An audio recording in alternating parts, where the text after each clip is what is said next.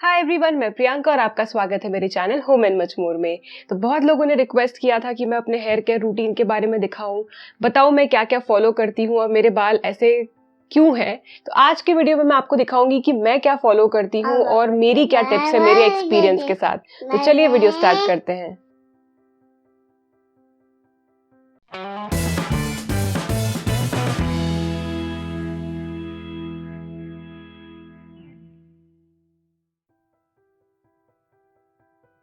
तो सबसे फर्स्ट चीज है हेयर ऑयलिंग। हेयर ऑयलिंग यानी बालों में तेल लगाना, चम्पी करना, मसाज करना। तो ऑनेस्टली मैं खुद पर्सनली ये चीज बहुत कम करती हूँ। वैसे इन सब चीजों के बारे में बात करने से पहले एक बात तो है कि आपके बाल कितने थिक है, कितने थिन है, कैसा टेक्सचर है, उनका कलर क्या है, ये बहुत ज्यादा जेनेटिक्स पर डिपेंड करता है। तो जेनेटिकली जैसे बाल मिले हैं उसे बहुत ज्यादा तो ऑल्टर नहीं किया जा सकता, इनफैक्ट किया ही नहीं जा सकता। ज़्यादा से ज़्यादा आप क्या कर सकते हैं कि उनकी केयर आप अच्छे से लें, उन्हें सॉफ्ट एंड मेंटेन रखें, इस तरीके से रखें कि आपका हेयर फॉल कम हो। लेकिन बहुत ज़्यादा एकदम चेंज जो कि आपको जेनेटिकली मिले हैं ऐसे बालों में करना पॉसिबल नहीं है। तो मैं बात कर रही थी हेयर ऑयलिंग की और मैं बता रही थी आपको कि ये करना अच्छा होता है, लेकिन मैं खुद ही ये रेगुलरली नहीं करती हूँ, रादर मैं कर नहीं पाती हूँ। सोचती हूँ कि करूँगी, लेकिन जब तक हेयर वॉश का टाइम आता है तब तक ऐसा लगता है अरे नहीं यार, शूट करना है या फिर अब टाइम नहीं है, ये काम है, वो काम है, जो भी काम है नहीं हो पाता। लेकिन आप ज़रूर करें और जो तेल है उसे थोड़ा सा वार्म करें। तो आप गैस पे एकदम कम फ्लेम पे उसे गर्म कर सकते हैं। कोई भी ऑयल, तो बहुत अच्छे अच्छे ऑयल्स अवेलेबल है, coconut oil, olive oil, castor oil, आप इन्हें मिक्स करके लगा सकते हैं। तो जो आपके बालों को तेल सूट करे ऐसा आप हेयर ऑयल यूज़ करें। एक और मेरे एंड से मैं एक पर्सनली एक टिप देना चाहूँगी कि जब भी आप बालों में तेल लगाते हैं तो ये मत समझिए कि बालों ऊपर से लेके नीचे तक एकदम तेल में अगर भरे हैं इसका मतलब ही आपने अपने बालों में अच्छे से तेल लगाया है, ऐसा है नहीं। तो मैं सजेस्ट करूँगी कि आप अपने बालों में तेल लगाते वक्त अपने स्कैल्प को फोकस करें, यानी अपने स्कैल्प पे अच्छे से तेल लगाएं और टिप्स पे लगाएं। क्योंकि अगर आप ज़रूरत से ज़्यादा ओवरऑल अपने बालों में तेल लगा देंगे तो आपको उन्हें अच्छे से वॉश करने के लिए बहुत ज़्यादा शैम्पू यूज़ करना पड़ेगा। और शैम्पू आप कितने भी अच्छे शैम्पू यूज़ करें उसमें थोड़े बहुत तो केमिकल्स होते ही हैं। हार्मफुल केमिकल्स की मैं बात नहीं कर रही हूँ, अच्छे वाले भी हो तो केमिकल्स तो होते ही हैं। तो इवेंचुअली ऐसा होगा कि आपने तेल लगाया लेकिन आपको आखिर में बहुत ज़्यादा शैम्पू यूज़ करना पड़ रहा है। तो इसलिए ऑयल भी लगाएं तो हिसाब से लगाएं, बहुत ज़्यादा ना लगाएं। और जब भी आप बालों की मसाज खुद कर रहे हो या करवा रहे हो तो ध्यान रहे कि बहुत जेंटली करें, बहुत ज़्यादा आप उसे हार्शली ना करें। आजकल मार्केट में बहुत अच्छे अच्छे हेयर मसाज के ब्रशेस भी अवेलेबल है, सिलिकॉन वाले, मैंने आपको रिसेंट में वाव वाला भी दिखाया था। तो आप किसी भी ब्रांड का यूज़ करें, मैं कोई एक ही ब्रांड प्रमोट कर रही हूँ ऐसी बात नहीं है, बट ध्यान रहे कि सॉफ्ट हो, जो कि आपके स्कैल्प पे सॉफ्टनेस उसकी फील हो। ऐसा नहीं होना चाहिए कि एकदम प्लास्टिक का एकदम कड़क है, बस झाड़ू नहीं लगानी है, आपको अपने बालों को बहुत डेलिकेटली मसाज करना है। तो उस हिसाब से ही कोई ब्रश चूज करें, या फिर अगर आप ब्रश नहीं ही लेना चाहते हैं तो अपने फिंगर्स से एकदम जेंटली मसाज करें। सेकेंड चीज है हेयर वॉश। तो हेयर वॉश करने के लिए आपको जो सूट हो ऐसा शैम्पू यूज करें। तो मैं खुद कोई एक शैम्पू नहीं यूज करती हूँ, अलग अलग मैं यूज करती हूँ, मैं ट्राई करती हूँ।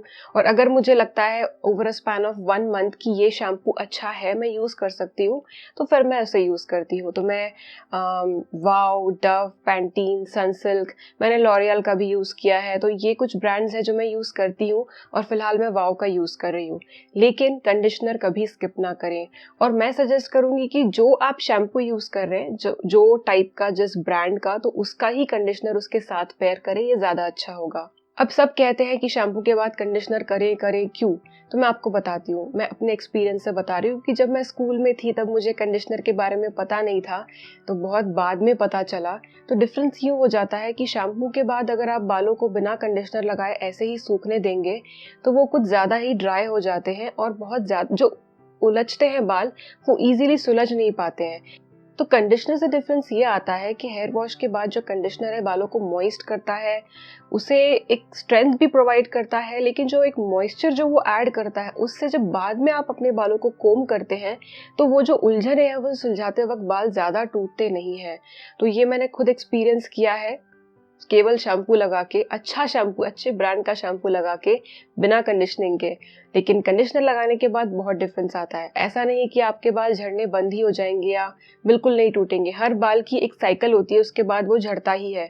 अगर आपके बाल लंबे हैं तो आप मेरी तरह अगर लंबे हैं तो जब आप उठाएंगे तो ऐसा लगेगा कि इतना बड़ा गुच्छा है। सिर्फ इतना होना चाहिए कि बाल झड़ने का रेट, यानी जो आपका हेयर फॉल का रेट है, वो कभी भी आपके हेयर ग्रोथ के रेट से ज्यादा ना हो। बट हेयर फॉल 0 कभी नहीं हो सकता। अगर आपको अपने झड़ते हुए बालों का हिसाब रखना है तो राहिल ने जैसे बच्चे को काम पे लगा देना, पूछना कि बेटा अभी जितने गिरे हैं नेक्स्ट टाइम उतने ही है क्या, तो बच्चे ज्यादा ध्यान रखते हैं। ओके, तो जोक्स अपार्ट, नेक्स्ट है हेयर मास्क और बाकी की चीजें जो हेयर को और ज्यादा कंडीशनिंग प्रोवाइड करती है। अब बात करते हैं हेयर मास्क की। तो हेयर मास्क जो है वो आपके बालों को और again like conditioner but extra आपके बालों को रिपेयर करते हैं, मॉइस्चराइज करते हैं। तो मार्केट में काफ़ी सारे अवेलेबल है, आप उनमें से कोई यूज़ कर सकते हैं या फिर आप घर पर बना सकते हैं। एक और चीज़ जो कंडीशनर के बारे में मैं बताना भूल गई, कंडीशनर कभी भी स्कैल्प पे ना लगाएं क्योंकि वो स्कैल्प के लिए सूटेबल नहीं होता है। अगर आप ऐसा करेंगे तो आपका हेयर फॉल बढ़ सकता है। तो कंडीशनर हमेशा स्कैल्प को, टिप्स को छोड़ के लगभग यहाँ से, तो मैं क्या करती हूँ, बहुत ही ज्यादा यहाँ से नहीं लगाती, बहुत बाद से मैं बस थोड़ा सा स्कैल्प के बाद का लगभग इतना डिस्टेंस छोड़ के उसके बाद कंडीशनर लगाती हूँ। तो ये बिल्कुल सही है, स्कैल्प पे कंडीशनर कभी ना लगाएं। अब नेक्स्ट है डैंड्रफ। तो आप में से कुछ लोगों ने, कुछ यानी आई थिंक 1-2 ही लोगों ने मुझसे पूछा था बाथरूम टूर के वीडियो में कि आपने सेल्सन शैम्पू रखा हुआ है आपके बाथरूम में। तो बाय द वे ये सेल्सन से स्पॉन्सर्ड नहीं है। तो मुझे पूछा था कि आप सेल्सन कैसे यूज़ करते हो, क्यों यूज़ करते हो। तो मैं आपको बताती हूँ कि जो सेल्सन शैम्पू है ये मुझे मेरे मामा जी ने बताया था, वो डॉक्टर हैं। तो मैं आपको ये रेकमेंड नहीं कर रही हूँ कि आप ये शैम्पू जाकर यूज़ कीजिए, आप अपने डॉक्टर से पूछ सकते हैं कि आप ये शैम्पू यूज़ कर सकते हैं या नहीं। तो सेल्सन जो शैम्पू है वो मैं एज शैम्पू नहीं यूज़ करती, मतलब जो 2-3 दिन के बाद मैं हेयर वॉश कर रही हूँ उस डर्ट को निकालने के लिए सेल्सन यूज़ नहीं करती हूँ। एक शैम्पू हो जाने के बाद जब मेरे बाल गीले ही होते हैं तो एकदम थोड़ा सा सेल्सन लेके मैं सिर्फ स्कैल्प पे लगाती हूँ और उसमें लिखा है कि 1 से 2 मिनट उसे बस छोड़ दे। तो ये जो सेल्सन शैम्पू है डैंड्रफ को बहुत हद तक कम करता है। तो मैंने काफ़ी सारे शैम्पूज ट्राई किए हैं लेकिन अभी तक तो मुझे डैंड्रफ के लिए यही सबसे इफेक्टिव लगा है। ये मेडिकेटेड है तो बिना अपने डॉक्टर से कंसल्ट किए इसे ना ले, और इसे कंसल्ट करने के बाद आप लगाते भी हैं तो जब आपको लग रहा है कि डैंड्रफ आ रहा है तब उसी टाइम पे यूज करें। रेगुलरली हर हफ्ते, हर दिन तो बिल्कुल ही इसे यूज ना करें। नेक्स्ट बात करते हैं हेयर ड्राइंग की। तो जितना हो सके आप अपने बालों को नेचुरली ड्राई होने दें। तो मैं क्या करती हूँ, मैं एक छोटी सी क्लिप यहाँ यूँ बालों में लगा देती हूँ और बाकी के बाल थोड़ी देर के लिए मैं यूँ ही खुले रहने देती हूँ, या फिर अगर कुछ काम करना हो इमीडिएटली तो एक क्लचर लेके लूजली मैं अपने बालों को ऐसे इससे क्लचर से लगा देती हूँ। क्योंकि आप एकदम से अगर बाल बांध भी लेंगे तो वो सूखेंगे कैसे, है ना।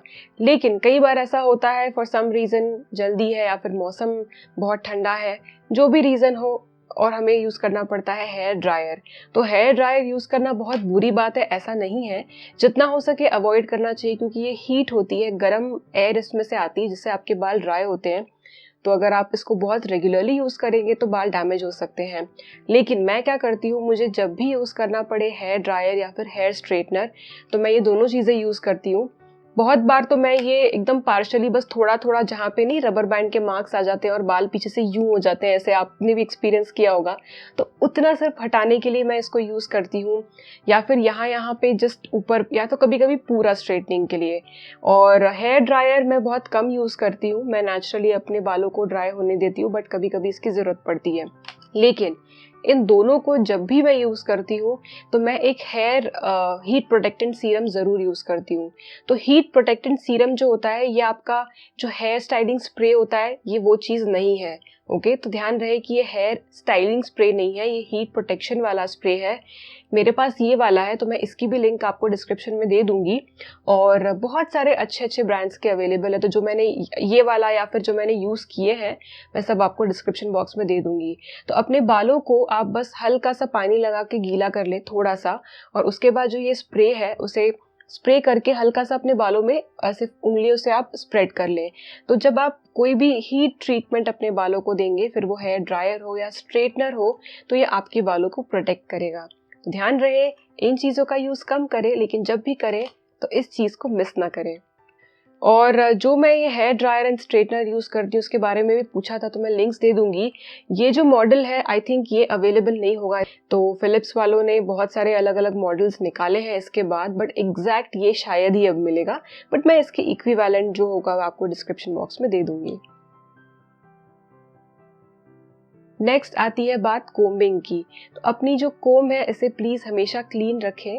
जब आपको लगता है कि ये अब विजिबली ये गंदी लगने लगी है तो उसे आप एक स्पेशल अलग से टूथब्रश रखें, उससे क्लीन करें, या फिर मैं तो कई बार कपड़े धोने के ब्रश से भी वॉश कर लेती हूँ, बहुत जल्दी हो जाती है कोम उससे क्लीन।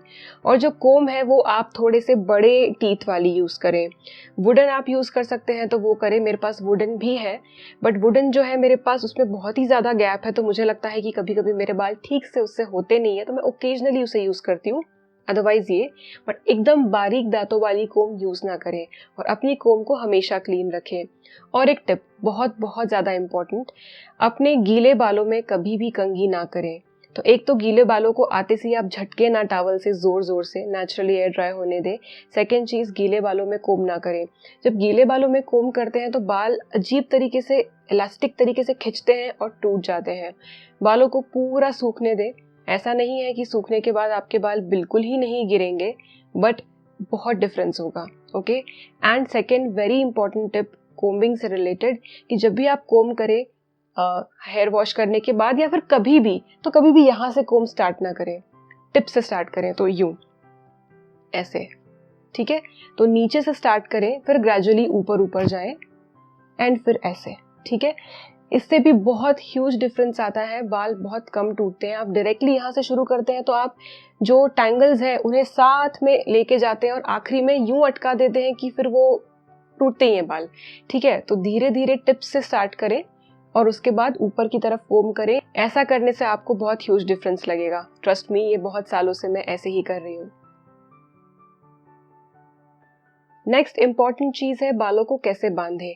अब बालों को कैसे बांधे, मैं ये तब की बात नहीं कर रही हूँ जब आप किसी ओकेजन में हैं, आप अपने जॉब पे जा रहे हैं, कॉलेज स्कूल कहीं जा रहे हैं, वहाँ आप जैसी स्टाइलिंग करनी है करें, बाल खुले छोड़ने हैं छोड़ने जैसे भी। लेकिन जब आप घर में दिन भर होते हैं तब आप अपने बालों को कैसे रखते हैं। वेल, मैं अपनी बात करूँ तो मैं बाहर जब भी होती हूँ तो मुझे अपने बाल खुले छोड़ना बहुत पसंद है, लेकिन घर में मैं खुले बालों में बिल्कुल काम नहीं कर पाती हूँ, मुझे मेरे बाल बांधने ही पड़ते हैं।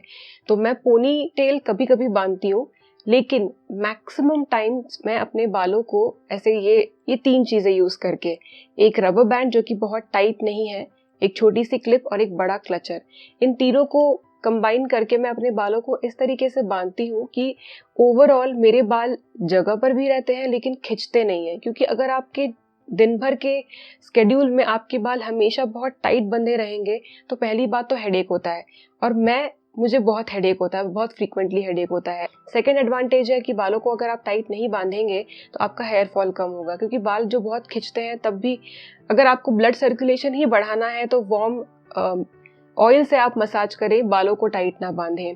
और अगर आप हमेशा बालों को टाइट बांधते रहेंगे यहाँ से यूं खींच के, तो धीरे धीरे हेयर लाइन रिसीड होती जाएगी, मतलब यहाँ बाल कम होते जाएंगे। तो मैं आपको दिखाती हूँ कि मैं कैसे बांधती हूँ। तो ये ऐसे बाल बांधने के बाद इतने अच्छे नहीं लगते हैं, बट घर पे हो तो how does it matter, right. तो मैं आपको दिखा देती हूँ। तो मैं ऐसे बस लेती हूँ और बहुत ही हल्के से, ओके, बहुत ज़्यादा मैं एकदम टाइट नहीं बांधती हूँ, ये ऐसे क्लचर लगा देती हूँ। और एक रबर बैंड, ऐसा रबर बैंड जो बहुत टाइट ना हो, इसके ऊपर से घुमा के, ताकि ये जो बालों का बंडल है ये जगह पर बना रहे और इसे सिक्योर करने के लिए बहुत टाइट से कुछ लगाना ना पड़े। मैं घर में मैक्सिमम ऐसे ही रहती हूँ, ओके। तो इससे क्या होता है, बाल जगह पर रहते हैं, खिंचे नहीं रहते, बहुत कंफर्टेबल है और बीच बीच में भी नहीं आते। और लास्ट वाला पॉइंट है, जब आप सो रहे हो तो बालों को कैसे बांधें। अगर आपके छोटे ही बाल है, यानी यहाँ तक है, तो कोई दिक्कत नहीं है। लेकिन अगर आपके बाल लंबे हैं, यहाँ तक भी हैं थोड़े और उसके बाद लंबे हैं, तो सबसे पहली बात, बालों को खुला करके कभी भी ना सोएं। जब आप करवट लेते हैं तब बाल फिर यहाँ वहाँ होंगे, टूटेंगे, कभी नींद में ही आप ही के सर से खिंच जाएंगे। और गर्मियाँ अगर है तो आपको गर्मी से परेशानी होगी। बेस्ट ये है कि अगेन आप कोई एक रबर बैंड ले ले जो बहुत टाइट ना हो और अपने बालों को पोनी से बांध दें। तो अगर आप यहाँ बांधते हैं, थोड़ा सा नीचे की तरफ अगर आप बांधते हैं और आपको यहाँ पे जब आप सर रखते हैं तकिए में तो आपको आप ही की पोनी चुभती है, तो क्या करें, लेट जाएं बेड पे और लेटे लेटे में ही थोड़ा यहाँ पर पोनी बांध दें, थोड़ी सी लूज सी। मैं ऐसे ही करती हूँ क्योंकि मुझे यहाँ पोनी बांधी हुई सोने के बाद ऐसा लगता है कि चुभ रही है, कुछ तो मोटा मोटा सा लग रहा है सर के नीचे। तो मैं क्या करती हूँ, मैं लेट जाती हूँ और लेटे लेटे ही हल्का सा सर उठा के मैं यहाँ हल्का सा ऊपर की तरफ पोनी बांध देती हूँ। या फिर आप बैठकर भी थोड़ी सी हाई पोनी बांध सकते हैं, लूज वाली, और उसके बाद सो सकते हैं। फिर आप अपने बैक पे लाए करें या राइट करवट पे हो या लेफ्ट करवट पे हो, थोड़ी सी हाई पोनी बांध के सोने से फिर वो बाल जो है वो बीच में बिल्कुल ही नहीं आते। लेकिन कभी भी अपने बालों को खुला रख के ना सोएं। आई नो मैंने बहुत बोला, बट ये सारी टिप्स जो मैं खुद फॉलो करती हूँ और मुझे लगता है कि जब आप पूछ रहे हैं कि मैं अपना हेयर केयर रूटीन बताऊं तो मैंने ये सब चीज़ें बतानी चाहिए, इसलिए मैंने इतना सब बोला।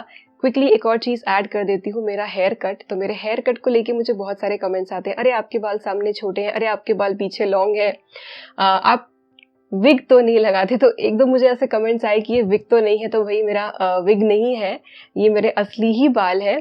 और रही बात हेयर कट की, तो हमेशा से ही अगर आप मेरे बहुत पुराने टेरेस किचन के वीडियोस देखेंगे तब आपको दिखेगा कि सामने मेरे बाल इतने हैं लेकिन मेरे बाल लॉन्ग हैं। तो मैं हमेशा से ही लेयर वाला हेयर कट लेती हूँ, लेकिन मैं हर बार पूरे बाल सामने नहीं लेती, मैं बस कुछ लेयर सामने रखती हूँ। तो ऐसा फिर लगता है कि फ्रंट से हेयर शॉर्ट है लेकिन बैक से लॉन्ग है।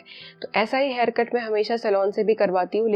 लेकिन जब से कोविड वगैरह शुरू हुआ तो हेयर कट के लिए बाहर जाना तो बंद ही हो गया। तो मैंने आई थिंक बर्थडे वाले एक ब्लॉग में दिखाया था कि मैंने अपना हेयर कट खुद ही किया है।